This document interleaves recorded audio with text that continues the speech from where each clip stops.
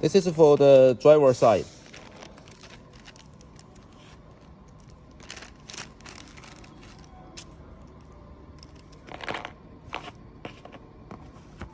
The first step, you take off the original snap like this.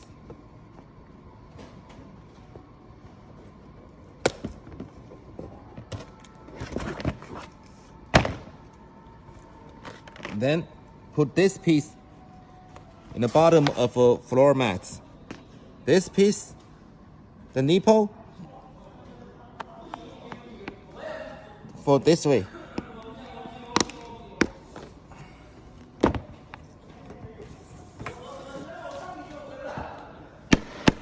That's it. So you can clip the carpet on top of a floor mat. That's it.